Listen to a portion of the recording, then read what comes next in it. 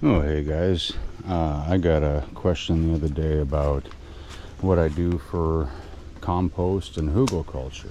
And as you can kind of see, because we took so many mangoes down in the past, almost all of these trees are really surrounded by piles of logs and detritus.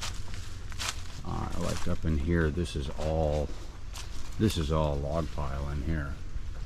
And it's just all old mango and guavas.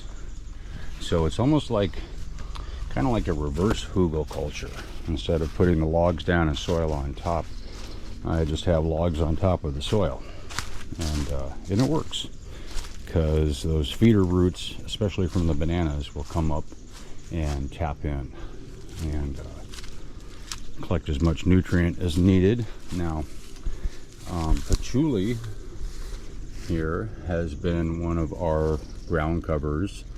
My wife likes it too, and the idea that you could clear this out and then distill it when you need. So whenever we were pulling weeds, you'd be able to get something back for it. But the patchouli's been really nice, easy, just break and stick volunteer. The longevity spinach, right? This whole pile is longevity spinach, and it's just hiding shit. I mean, there's nothing too special under here. It's just dirt, maybe an old root. But the longevity spinach, I mean, of course you can eat it, and it's pretty. There's the purple and the green version. We got them both. But this holds space.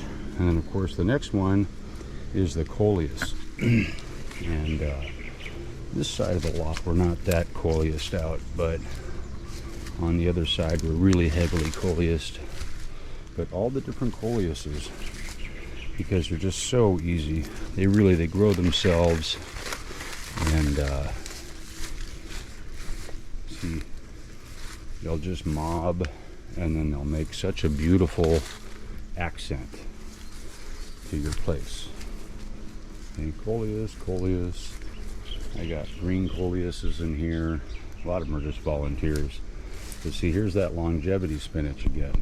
I mean, it's kind of a mess. It's really big. Like, this is a long leaf fern. That's probably a 5 foot, 6 foot long frond, and it's barely sticking out. So longevity spinach. See, that's all coleus up there. And really, in a lot of ways, this katuk kind of mobs on things too. But it's a little too much, in my opinion. I've had trouble growing katuk in the past, but here it grows itself. And see, it just, all the seeds come up. See that over there? It's all katuk sprouts. So I gotta pull all that. They can't let them get out of control in here. Not worth it. So yeah, that's basically what I got going on for the composting and the companion plants. You know, beautiful coleus all over the place, because you can just tear them up, throw them out. Log rings around all your bananas and important plants. Keep all your leaf litter. Keep your chips.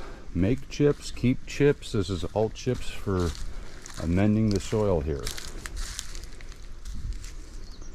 And then, so you can kind of see from back here, this is all log pile, all the way up to there with dirt on top.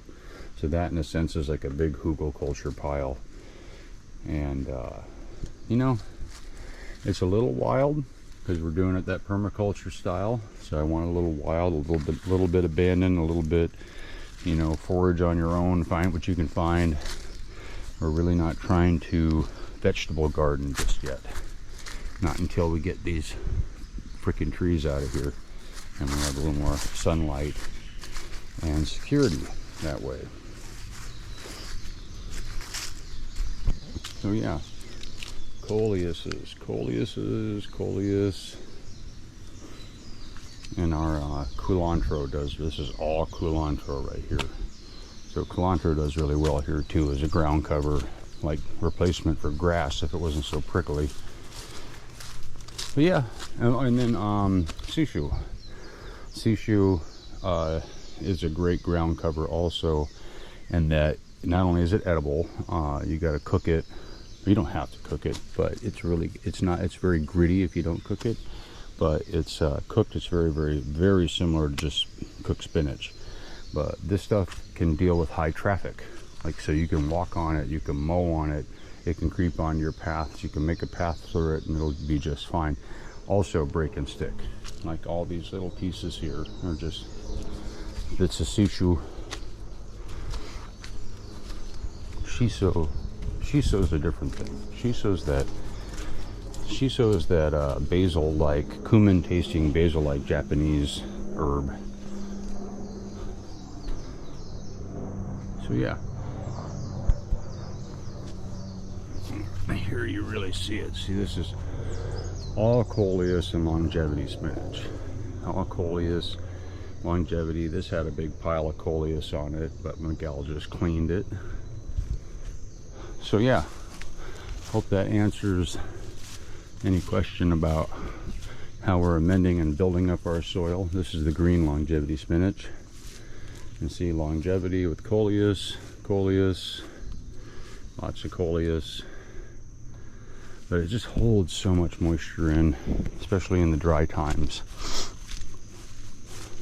So yeah, that's what we're doing to keep our topsoil here and in place and renewing itself. You look at this. This is all patchouli. You got patchouli in here, and then the different coleuses and the longevity spinach. And this is freaking 6 feet tall. Taller than me, actually. So, yeah, that's how we do. A beautiful jackfruit. All right, well, aloha.